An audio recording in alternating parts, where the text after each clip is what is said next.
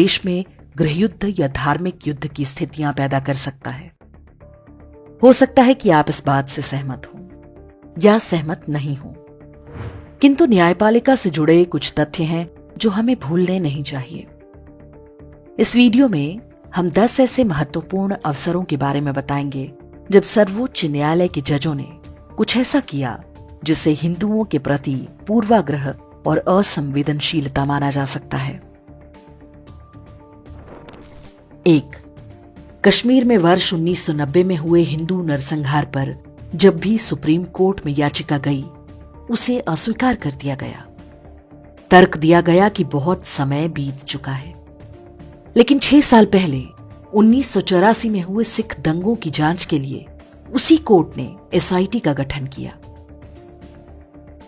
केंद्र सरकार ने जब कश्मीर में इस्लामी आतंकवाद के लिए जिम्मेदार धारा 370 हटाई, तो सुप्रीम कोर्ट ने उसके विरुद्ध सुनवाई करने के लिए एक उच्च स्तरीय बेंच का गठन कर दिया, जबकि वो एक विधायी निर्णय था जिसका किसी न्यायालय से कोई लेना देना नहीं।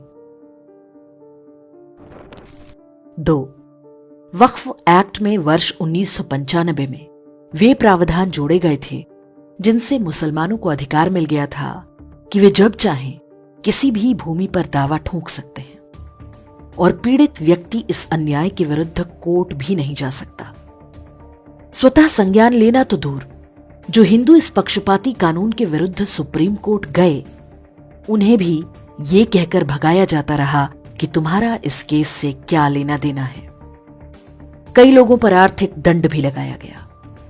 पूरे 30 साल तक सुप्रीम कोर्ट को एक बार भी नहीं लगा कि वक्फ एक्ट संविधान में सेक्युलरिज्म की मूल भावना के विरुद्ध है। 10 साल के अंदर वक्फ बोर्ड ने 20 लाख एकड़ से अधिक भूमि हड़प ली और न्यायपालिका तमाशा देखती रही। और जब इस अन्याय पर रोक लगी तो जज साहब पंचायत लगाकर बैठ गए। ऐसी ऐसी टिप्पणियां की जाने लगी जो करोड़ों हिंदुओं के लिए जले पर नमक की तरह है। 3. सुप्रीम कोर्ट बहुत ठसक के साथ कहता है कि भारत सेक्युलर देश है, लेकिन वर्ष 2012 में जब हिंदू मंदिरों पर सरकारी नियंत्रण का मुकदमा पहुंचा तो उसे सांप सूंघ गया। 1 दशक से अधिक समय तक याचिका पर कुंडली मारकर बैठने के बाद कह दिया कि याचिकाकर्ता को हाई कोर्ट जाना चाहिए, जबकि इसी देश में सरकारी सब्सिडी पर हज यात्राएं चलती रहीं, लाखों मौलवियों को टैक्सपेयर के पैसे से वेतन दिया जाता रहा, एएमयू और जामिया जैसे तथा कथित अल्पसंख्यक विश्वविद्यालयों और मदरसों को सरकारी खजाने से करोड़ों का फंड दिया जाता रहा। मंदिरों में हिंदुओं के चढ़ावे के पैसे चर्च और मस्जिदों को बांटे जाते रहे, लेकिन एक बार भी सुप्रीम कोर्ट को धर्मनिरपेक्षता की चिंता नहीं हुई। एक साधारण सा तर्क सर्वोच्च न्यायालय के खानदानी जजों के पल्ले नहीं पड़ा कि यदि भारतीय राज्य धर्मनिरपेक्ष है तो वो हिंदू मंदिरों को नियंत्रित कैसे कर रहा है। हास्यास्पद बात ये कि वक्फ एक्ट पर सुनवाई करते हुए चीफ जस्टिस संजीव खन्ना उसकी तुलना हिंदू मंदिरों के बोर्ड से करने लगे। 4.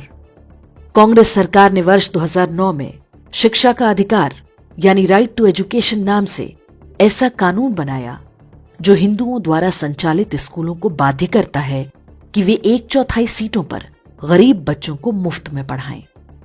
लेकिन मुसलमानों या ईसाइयों के स्कूलों को इससे छूट दे दी गई। हिंदुओं के लिए स्कूल चलाना महंगा हो गया, उन्हें फीस बढ़ानी पड़ी। फीस कम होने के कारण हिंदू माता पिता भी अपने बच्चों को मुसलमानों या ईसाइयों के स्कूलों में भेजने को विवश होने लगे। हजारों की संख्या में हिंदुओं के स्कूल बंद हो गए। कुछ के संचालकों ने धर्मांतरण करके अपने स्कूलों को बचाया। हिंदुओं ने आरटीई एक्ट को सुप्रीम कोर्ट में चुनौती दी, लेकिन न्याय नहीं मिला। उस समय तक यह स्पष्ट हो चुका था कि सोनिया गांधी ने भारत को ईसाई देश बनाने के लिए राइट टू एजुकेशन एक्ट बनवाया है, लेकिन सर्वोच्च न्यायालय को एक बार भी नहीं लगा कि इससे सेक्युलरिज्म को कोई खतरा है। 5. हेट स्पीच को लेकर सुप्रीम कोर्ट का रवैया उसके पक्षपाती चरित्र का सबसे बड़ा सबूत है। 28 अप्रैल 2023 को सुप्रीम कोर्ट ने आदेश दिया कि यदि हेट स्पीच की कोई घटना होती है तो राज्य सरकारों को तुरंत एफआईआर करनी होगी, चाहे कोई शिकायतकर्ता हो या ना हो। यदि इसमें देरी होगी तो राज्य सरकार पर अवमानना का केस चलेगा। उदयनिधि स्टालिन और डीएमके नेताओं ने सनातन धर्म को लेकर आपत्तिजनक बयानों की झड़ी लगा दी, लेकिन तमिलनाडु सरकार ने कोई एफआईआर नहीं दर्ज की। अपने ही आदेश के उल्लंघन पर सुप्रीम कोर्ट ने चुप्पी साध ली। यह आदेश देने वाले जस्टिस केएम जोसेफ की ही कोर्ट में जब उदयनिधि स्टालिन के बयानों की चर्चा की गई तो उन्होंने मुस्कुराते हुए इसे अभिव्यक्ति की स्वतंत्रता बताने का प्रयास किया। सर्वोच्च न्यायालय ने लगभग स्पष्ट कर दिया है कि नुपुर शर्मा जब कुरान की आयतों को कोट करेंगी तो वो हेट स्पीच होगा, और जब कोई ईसाई सनातन धर्म को डेंगू मलेरिया बताएगा या कोई मुसलमान 15 मिनट पुलिस हटा लेने की धमकी देगा तो वो अभिव्यक्ति की स्वतंत्रता माना जाएगा। 6. भारत में देवी के कुछ मंदिरों में पशु बलि की प्राचीन परंपरा रही है। विशेष रूप से शाक्त संप्रदाय में यह आवश्यक माना जाता है। त्रिपुरेश्वरी मंदिर और कुल्लू के दशहरे के दौरान होने वाली पशु बलि पर कोर्ट ने रोक लगा दी। इसी तरह जल्लीकट्टू पर बैलों की रेस पर सुप्रीम कोर्ट ने रोक लगाई। लेकिन जब बकरीद में लाखों पशुओं की हत्या का विषय आता है तो न्यायपालिका गांधी का बंदर बन जाती है। बकरीद पर सबसे क्रूर हलाल तरीके से पशु की गले की धमनी और श्वास नली को धारदार हथियार से काटा जाता है, जिससे वो काफी देर तक तड़प तड़प कर मरता है। 7. मुंबई के लोकप्रिय दही हांडी पर्व पर सुप्रीम कोर्ट ने यह कहते हुए प्रतिबंध लगाया कि इससे लोगों की जान को खतरा है, लेकिन मुहर्रम पर होने वाले खून खराबे पर आज तक किसी भी अदालत ने संज्ञान लेने का साहस नहीं दिखाया। 8. सुप्रीम कोर्ट ने प्रदूषण की आड़ में दिवाली के पटाखों पर प्रतिबंध लगा रखा है, जबकि यह सिद्ध हो चुका है कि प्रदूषण उसी दौरान खेतों में पराली जलाने के कारण होता है। अदालत के आदेश पर हर वर्ष दिवाली पर हजारों हिंदू परिवारों का उत्पीड़न होता है, लेकिन जब पाकिस्तान की जीत पर मुस्लिम बहुल क्षेत्रों में आतिशबाजी होती है तो कोर्ट उसका कभी संज्ञान नहीं लेता। 9. अयोध्या राम मंदिर केस, जिसे हिंदू अपनी बड़ी न्यायिक जीत मानते हैं, उसी निर्णय में सुप्रीम कोर्ट ने 1991 के प्लेसेस ऑफ वर्शिप एक्ट को सही बता दिया, जबकि अयोध्या को शुरू से ही इससे बाहर रखा गया था। निर्णय पढ़कर ऐसा लगता है मानो हिंदुओं को अयोध्या का मंदिर देने के बदले में जज अपनी व्यक्तिगत कुंठा निकाल रहे हों। राम मंदिर केस में सुप्रीम कोर्ट की ये टिप्पणियां न्याय की सार्वभौमिकता के सिद्धांत का उल्लंघन है। 10.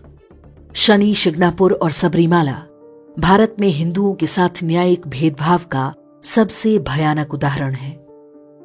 कुछ प्रायोजित महिलाओं से याचिका डलवाई गई और सुप्रीम कोर्ट पंचायत लगाकर बैठ गई, मानो मात्र इन 2 मंदिरों में यदि महिलाओं को नहीं जाने दिया गया तो कोई बहुत बड़ी आपदा आ जाएगी।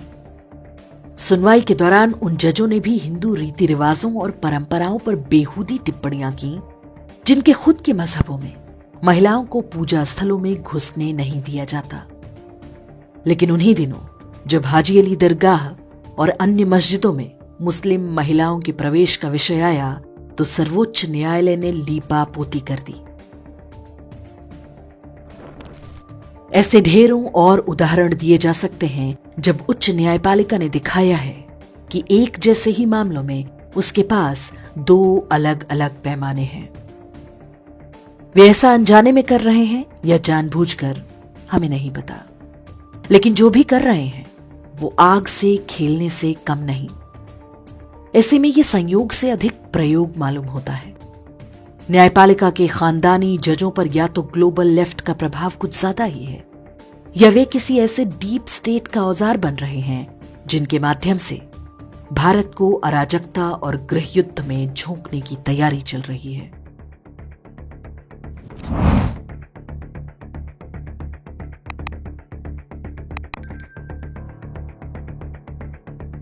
इंडेक्स ऑनलाइन के वीडियो समाज को समर्पित हैं। आप इनको डाउनलोड करके जैसे चाहे वैसे प्रयोग कर सकते हैं।